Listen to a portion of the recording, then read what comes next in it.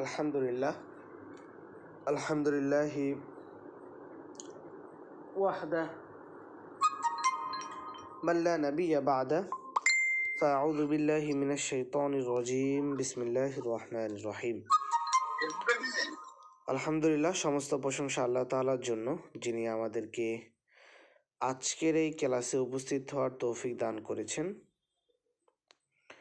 আমরা আমাদের আজকে যে বিষয়গুলো নিয়ে আলোচনা করব তা হলো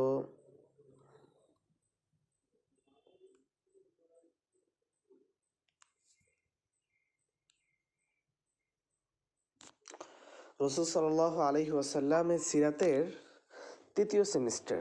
আমরা আমাদের এই কোর্সটিকে 3 ভাগে ভাগ করেছিলাম। অর্থাৎ প্রথম সেমিস্টার আমরা রাসূল সাল্লাল্লাহু আলাইহি ওয়াসাল্লামের জীবনের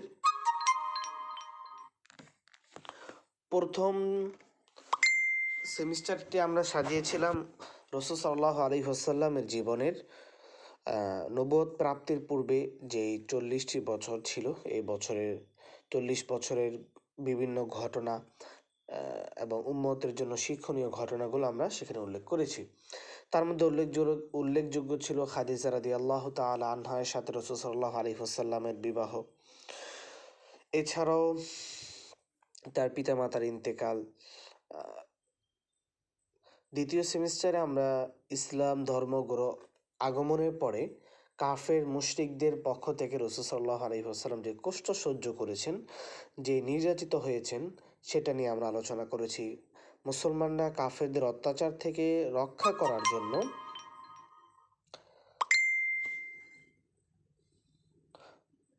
দুইবার হাবশা হিজরত করেছে। অর্থাৎ মদিনা থেকে প্রায় 100-200 কিলোমিটার দূরে গিয়ে, বর্তমান যেটাকে ইথিওপিয়া বলে, আমরা গত দর্শে যেটা দেখিয়ে দিয়েছিলাম, এমন জায়গায় গিয়ে হিজরত করেছে রাসূল সাল্লাল্লাহু আলাইহি ওয়াসাল্লামের আদেশে এবং ইসলাম ধর্ম প্রচার করার উদ্দেশ্যে। আমরা ইনশাআল্লাহ আমাদের আজকের দর্শ থেকে নতুন একটি বিষয় নিয়ে আলোচনা করব, আর তা হলো তৃতীয় সেমিস্টার। তৃতীয় সেমিস্টারের ঘটনাগুলো খুবই গুরুত্বপূর্ণ এবং বিস্তারিত আলোচনা এখানে থাকবে। কারণ হলো এই তৃতীয় সেমিস্টারেই ইসলাম ধর্ম প্রচার হয়েছে, ইসলাম ধর্মের প্রসার হয়েছে, মুসলমানদের সংখ্যা বৃদ্ধি হয়েছে, মুসলমানদেরকে আল্লাহ তাআলা অনেক সাহায্য দান করেছেন এবং সবচেয়ে গুরুত্বপূর্ণ ঘটনা বদরের যুদ্ধের ঘটনা, উহুদ যুদ্ধের ঘটনা এবং রাসূল সাল্লাল্লাহু আলাইহি ওয়াসাল্লামের ইন্তেকাল। এই গুরুত্বপূর্ণ ঘটনাগুলোকে নিয়ে সাজানো হয়েছে আমাদের তৃতীয় কোর্স বা তৃতীয় সেমিস্টার। চলুন আমরা তৃতীয় সেমিস্টার নিয়ে আলোচনা করি। আমরা মদিনার হিজরতের সূচনা দিয়ে আমরা তৃতীয় সেমিস্টার আলোচনা শুরু করতে চাই। তো আমরা গত দর্শে তৃতীয় সেমিস্টার নিয়ে বিস্তারিত আলোচনা আমাদের হয়েছে। শুরুর যে কথাগুলো প্রয়োজন এগুলো নিয়ে আমরা বিস্তারিত আলোচনা করেছি। মদিনা থেকে কিছু সাহাবায়ে কেরাম মক্কায় এসে রাসূল সাল্লাল্লাহু আলাইহি ওয়াসাল্লামের কাছে বাইয়াত গ্রহণ করে এবং তাদের ধর্মীয় শিক্ষার জন্য মুসআব ইবনে উমাইর রাদিয়াল্লাহু তাআলা আনহাকে রাসূল সাল্লাল্লাহু আলাইহি ওয়াসাল্লাম তাদের পাঠান। কুরাইশরা যখন এই বাইয়াতের সংবাদ পেল, তখন তাদের ক্রোধের সীমা রইল না। তারা মুসলমানদের উপর অত্যাচার এবং নির্যাতন করতে শুরু করলো। ইসলামের ইতিহাসে দুটি বাইয়াত হয়েছে, যেটাকে বাইয়াতে আকাবায়ে উলা বলা হয়, বাইয়াতে আকাবায়ে সানি বলা হয়। তো রাসূল সাল্লাল্লাহু আলাইহি ওয়াসাল্লাম গোপনে সবাইকে মদিনা হিজরত করার জন্য আদেশ দিলেন। একজন করে, দুইজন করে সবাই, সকল মুসলমানরা মক্কা থেকে মদিনার উদ্দেশ্যে রওনা হয়েছে। মক্কাতে কিছু দুর্বল, যাদের কাছে সম্পদ ছিল না, তারা মক্কায় রয়ে গিয়েছে এবং রাসূল সাল্লাল্লাহু আলাইহি ওয়াসাল্লাম সহ আবু বকর, আলী রাদিয়াল্লাহু তাআলা আনহু, তারাও মক্কায় অবস্থান করতেছিল। রাসূল সাল্লাল্লাহু আলাইহি ওয়াসাল্লামের সাথে আবু বকর রাদিয়াল্লাহু তাআলা আনহু হিজরতের প্রস্তুতি নিচ্ছিলেন। তবে নবী করিম সাল্লাল্লাহু আলাইহি ওয়াসাল্লাম তাকে থামিয়ে দিয়ে বললেন, এখনো হিজরত করতে হবে না, তুমি এখানে থাকো যতক্ষণ না আল্লাহ তাআলা আমাকে হিজরতের অনুমতি দেন। অর্থাৎ আমাকে যখন আল্লাহ তাআলা হিজরতের অনুমতি দিবেন, তখন আমি আমার সাথে তোমাকে নিয়ে যাব। আবু বকর রাদিয়াল্লাহু তাআলা আনহু অপেক্ষা করতে লাগলেন এবং হিজরতের জন্য 2টি উট প্রস্তুত করলেন। একটি রাসূল সাল্লাল্লাহু আলাইহি ওয়াসাল্লামের জন্য, অন্যটি আবু বকর রাদিয়াল্লাহু তাআলা আনহু এর জন্য। তৎকালীন যুগে আমাদের মতো বিমান, রকেট কিংবা স্টিমার এই সকল যাতায়াতের ব্যবস্থা ছিল না। দূরপাল্লা যাতায়াতের একমাত্র মাধ্যম ছিল উট। কুরাইশরা যখন জানতে পারল যে মুহাম্মদ সাল্লাল্লাহু আলাইহি ওয়াসাল্লাম অমুক দিন মক্কা থেকে মদিনার উদ্দেশ্যে বের হবে, তখন তারা দারুন নাদওয়াতে সিদ্ধান্ত নিল যে তাকে কি করা যায়। তখন একদল সিদ্ধান্ত করলো যে তাকে বন্দি করা হবে। তখন পাল্টা জবাবে বলা হলো যে যদি তাকে বন্দি করা হয় তাহলে তার আশেপাশে যারা তার সমর্থক ছিল তারা তোমাদের উপর আক্রমণ করবে এবং তাকে ছাড়িয়ে নেবে। তারপরে বলা হলো যে তাকে নির্বাসিত করা হোক, মক্কা থেকে তাকে অন্য কোনো জায়গায় পাঠিয়ে দেওয়া হোক। তখন তারা আবার বলল যদি তাকে মক্কা থেকে পাঠিয়ে দেওয়া হয়, সে যেখানেই যাবে সেখানেই তার কথা শুনে মানুষ ইসলাম ধর্ম গ্রহণ করবে, বরঞ্চ তার দল ভারী হবে। পরিশেষে আবু জাহেল এই প্রস্তাব দিল যে মোহাম্মদ সাল্লাল্লাহু আলাইহি ওয়াসাল্লামকে হত্যা করা হবে। তার পরামর্শ অনুযায়ী প্রত্যেক গোত্র থেকে একজন যুবককে নির্ধারিত করা হলো রাসূল সাল্লাল্লাহু আলাইহি ওয়াসাল্লামকে হত্যা করার জন্য, যাতে করে কোনো কুরাইশ আব্দে মানেফ, অর্থাৎ বংশ হলো কুরাইশ, গোত্র হলো আব্দে মানাফ, আব্দে মানাফের গোত্রের কেউই রাসূল সাল্লাল্লাহু আলাইহি ওয়াসাল্লামের প্রতিশোধ নিতে না পারে। কিন্তু আল্লাহ তাআলা এই ষড়যন্ত্রের ব্যাপারে রাসূল সাল্লাল্লাহু আলাইহি ওয়াসাল্লামকে জানিয়ে দিয়েছেন এবং ওই দিনেই তাকে হিজরত করার জন্য নির্দেশ দিলেন। কাফেররা ষড়যন্ত্র অনুযায়ী রাসূল সাল্লাল্লাহু আলাইহি ওয়াসাল্লামের ঘরের চতুর্পাশে অবস্থান করতেছিল। প্রতিমধ্যে আলী রাদিয়াল্লাহু তাআলা আনহুকে রাসূল সাল্লাল্লাহু আলাইহি ওয়াসাল্লাম নিজের জায়গায় চাদর বিছিয়ে শুইয়ে দিলেন, যাতে করে কাফেররা মনে করে যে মোহাম্মদ ঘরে ঘুমাচ্ছে। তো রাসূল সাল্লাল্লাহু আলাইহি ওয়াসাল্লাম যখন দরজার সামনে দাঁড়ালেন তখন ফাআগশাইনাহুম ফাহুম লা ইউবসিরুন এই আয়াতটি পড়ে বালিতে ফু দিয়ে তিনি সামনে নিক্ষেপ করলেন। এই বালির প্রতিটি কণা কাফেরদের প্রতিটি চোখে চোখে পৌঁছে গিয়েছে, যার ফলে তারা কেউই রাসূল সাল্লাল্লাহু আলাইহি ওয়াসাল্লামের ঘর থেকে বের হওয়াকে টের পাননি। আগে থেকেই আবু বকর রাদিয়াল্লাহু তাআলা আনহুর সাথে পরামর্শ ছিল যে অমুক জায়গায় তুমি দুটি উট নিয়ে দাঁড়িয়ে থাকবে, আমি সেখানে উপস্থিত হব। আবু বকর রাদিয়াল্লাহু তাআলা আনহু যেহেতু তিনিও আগে মদিনায় যাননি, এই জন্য মদিনায় যে চিনে এমন একজন ব্যক্তিকে তিনি তার সঙ্গে নিলেন। তার নামটা আমার এখন মনে পড়ছে না। তাকে পারিশ্রমিকের ভিত্তিতে তাকে রাসূল সাল্লাল্লাহু আলাইহি ওয়াসাল্লামের সাথে নেওয়া হলো। তিনজন ব্যক্তি, রাসূল সাল্লাল্লাহু আলাইহি ওয়াসাল্লামের সাথে তিনজন ব্যক্তি হিজরত করেন। এক হলো আবু বকর রাদিয়াল্লাহু তাআলা আনহু, দুই হলো রাসূল সাল্লাল্লাহু আলাইহি ওয়াসাল্লাম, আর তিন হলো যে তাদেরকে পথ নির্দেশ করবে আর কি, যেটাকে আমরা গাইড বলি বা পথ নির্দেশক বলে থাকি।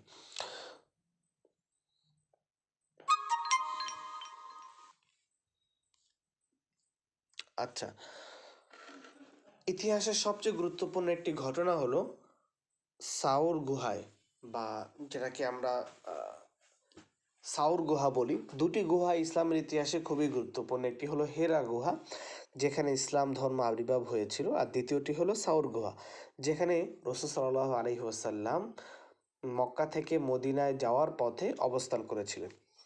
এখানে এই ঘটনাকে কেন্দ্র করে অনেকেই পরিভাষার মধ্যে কিছু পার্থক্য করে ফেলে। যেমন কেউ বলে রাসূল সাল্লাল্লাহু আলাইহি ওয়াসাল্লাম কাফেরদের থেকে পালিয়ে বেরিয়ে সেখানে আশ্রয় গ্রহণ করেছেন। এই পরিভাষাগুলো আমাদেরকে এড়িয়ে চলা উচিত।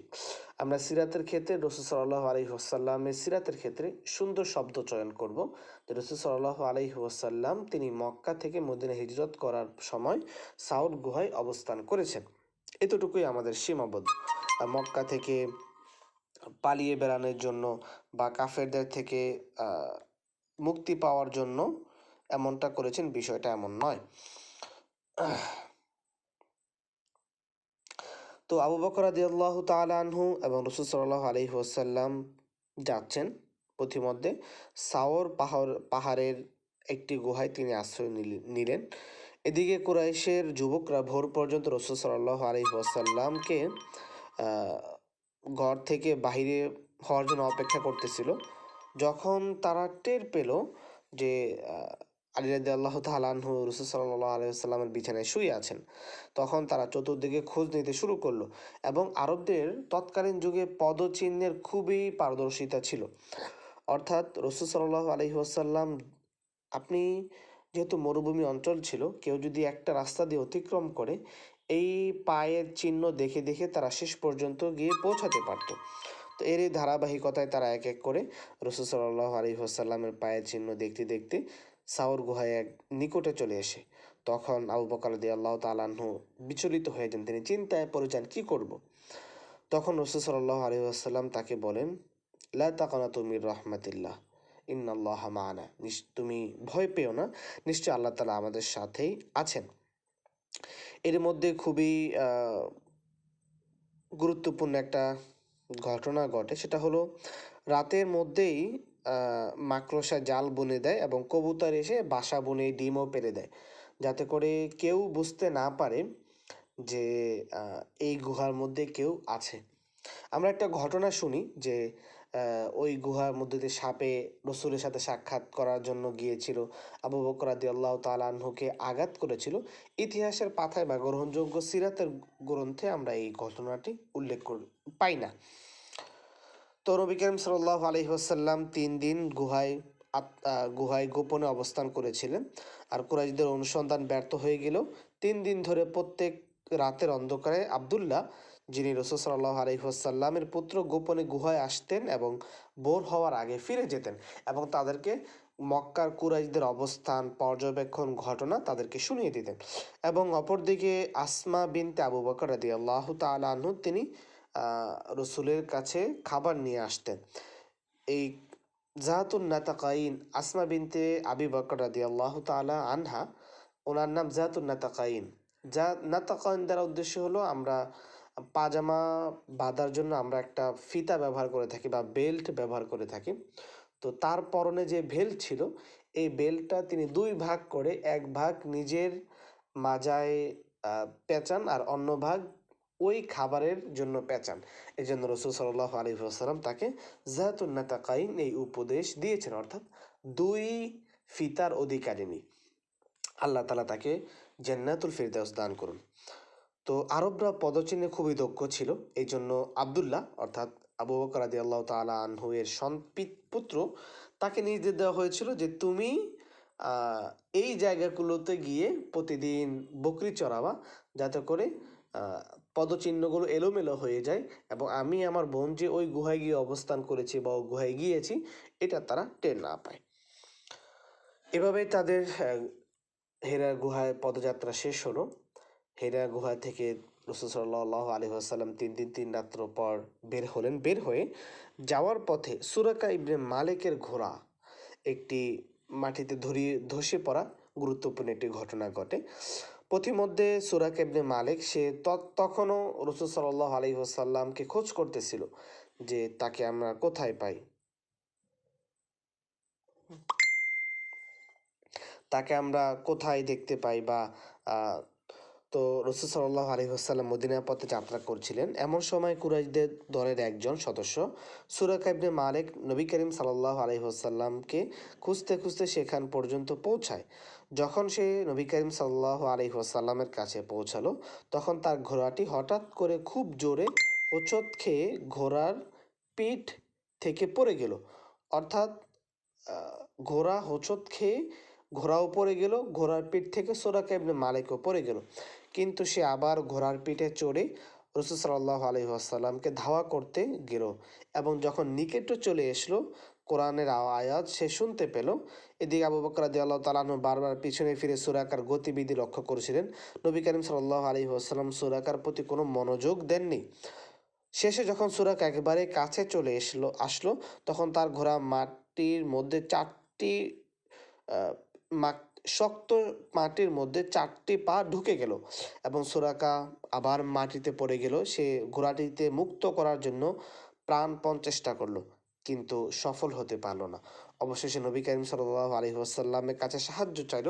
নবী করিম সাল্লাল্লাহু আলাইহি ওয়াসাল্লাম থেমে গিয়ে তার বরকতের ঘোড়াটিকে মাটির ভিতর থেকে বের করে দেন।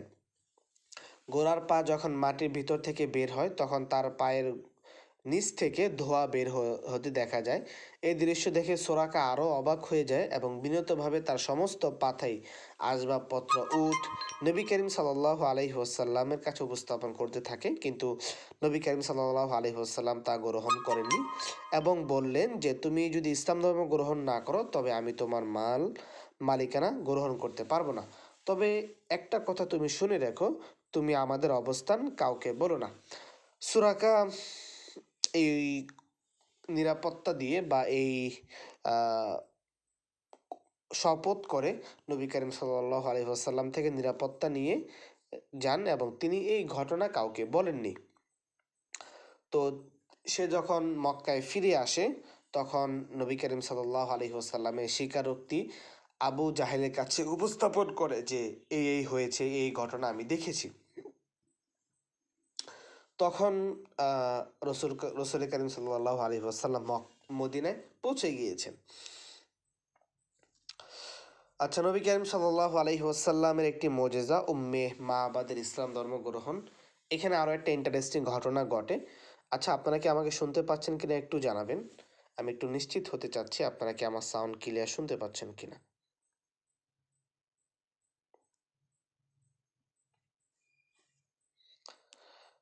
দুই একজন একটু জানাবেন যে আপনারা কি আমার, আচ্ছা আলহামদুলিল্লাহ সাউন্ড ক্লিয়ার শুনতে পাচ্ছেন। আচ্ছা, আমরা একটা ঘটনা খুবই পরিচিত, সেটা হলো রসুল করিম সাল্লাল্লাহু আলাইহি ওয়াসাল্লামের বদৌলতে একটি বকরির দুধ স্তনে পরিপূর্ণ হয়ে গেল।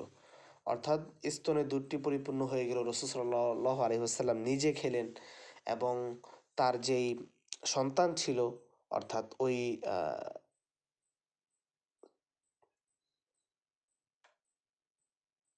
বকরির মালিকের যেই সন্তান ছিল তাকে খাওয়ালেন। অনেককে খাওয়ানোর পরে তারপরও দুধ, অর্থাৎ ওই দুধের বরকত অনেক দিন পর্যন্ত ছিল। চলুন আমরা এই ঘটনাটা একটু জানি। মদিনার পথে নবী করিম সাল্লাল্লাহু আলাইহি ওয়াসাল্লাম উম্মে মাবাদ বিনতে খালিদ নামক এক মহিলার ঘরে বাড়ির পাশ দিয়ে যাচ্ছিলেন। এই সময় উম্মে মাবাদের যে বকরিগুলো আগে দুধ দিত না, নবী করিম সাল্লাল্লাহু আলাইহি ওয়াসাল্লাম তার স্তনে হাত বুলাইলে সেগুলি দুধে পূর্ণ হয়ে উঠল। নবী করিম সাল্লাল্লাহু আলাইহি ওয়াসাল্লাম নিজে সে দুধ পান করলেন এবং সফর সঙ্গীদেরও পান করালেন। এই বরকত অব্যাহত ছিল। এরপর নবী করিম সাল্লাল্লাহু আলাইহি ওয়াসাল্লাম বিদায় নিয়ে চলে গেল। উম্মে মাবাদের স্বামী বাড়ি ফিরলেন এবং ওই আশ্চর্যজনক ঘটনা দেখে অবাক হয়ে গেলেন। কারণ জানতে চাইলে উম্মে মাবাদ বললেন, একজন অত্যন্ত সম্মানিত এবং মহান যুবক আজ আমাদের বাড়িতে কিছু সময়ের জন্য অতিথি ছিলেন। এই সব তার পবিত্র হাতের বরকত। তার স্বামী এই কথা শুনে বললেন, আল্লাহর কসম, এই ব্যক্তি তো মক্কাবাসী সেই বুজুর্গই মনে হচ্ছে। এক বর্ণনা বলা হয়েছে এরপর ওই বেদুইন দম্পতি হিজরত করে মদিনায় চলে যান এবং ইসলাম ধর্ম গ্রহণ করেন। এখানে আরও কিছু ঘটনা ঘটে, আমরা ইনশাল্লাহ আমাদের এই ঘটনাগুলো আমরা আগামী দর্শে আলোচনা করব। তারপরে একটু টাচ দিয়ে দিই, আমরা আগামী দর্শে ইনশাল্লাহ আলোচনা করব যে মক্কায় কুবা, মসজিদে কুবা, যেটা ইসলামের ইতিহাসে সর্বপ্রথম মসজিদ, এই মসজিদে কুবায় অবতরণ বা এই মসজিদটা কীভাবে নির্মাণ করা হয় এটা নিয়ে আমরা ইনশাল্লাহ এখন সংক্ষিপ্ত আলোচনা করে দিই। সাদিয়া, আপনার ওখান থেকে আওয়াজ আসছে, দয়া করে একটু বন্ধ করবেন। এখান থেকে রওনা হওয়ার পর, অর্থাৎ উম্মে মাবাদের ঘর থেকে রওনা হওয়ার পর নবী করিম সাল্লাল্লাহু আলাইহি ওয়াসাল্লাম কুবায় পৌঁছান, যা মদিনার কাছে একটি স্থান। আনসারদের কাছে রাসূল সাল্লাল্লাহু আলাইহি ওয়াসাল্লামের আগমনের খবর পৌঁছালে তারা প্রতিদিনই তাকে স্বাগত জানাতে মক্কার মদিনার মহল্লা থেকে বের হয়ে আসতো। সেদিনও তারা অপেক্ষা করছিল। হঠাৎ একটি ঘোষণা গেল যে তারা তার জন্য অপেক্ষা করছিলেন, তিনি তাশরিফ আনয়ন করেছেন। নবী করিম সাল্লাল্লাহু আলাইহি ওয়াসাল্লামকে তাশরিফ আনতে দেখে সবাই উদ্দীপনায় তাকে সম্বর্ধনা জানাতে লাগলেন, যেটা আমরা সবাই জানি, তলা আল বাদরু আলাইনা মিন সানিয়াতিল ওয়াদা।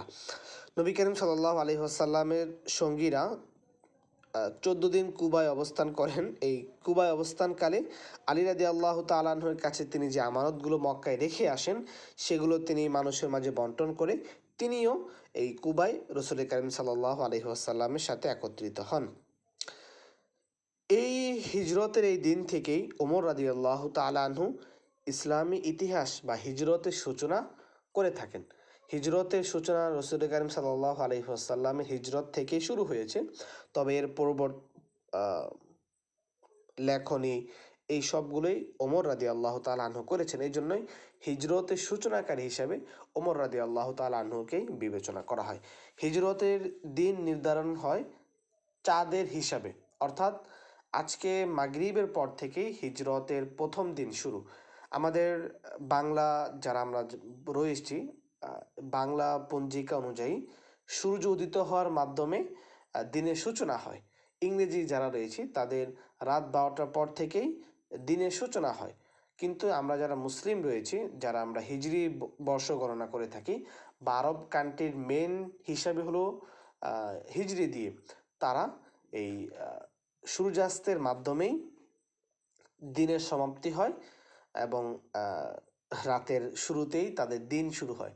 অর্থাৎ রাত দিয়েই ইসলামের দিনগুলো শুরু হয়। এই জন্য আমরা দেখতে পাই পরবর্তী দিন, অর্থাৎ আমরা কি রোজা রাখবো কি রাখবো না, এটা আমরা আমাদের চাঁদের হিসাবে বিবেচনা করা হয়, এবং ঈদ পালন হবে কি হবে না এটা চাঁদের হিসাবে বিবেচনা করা হয়।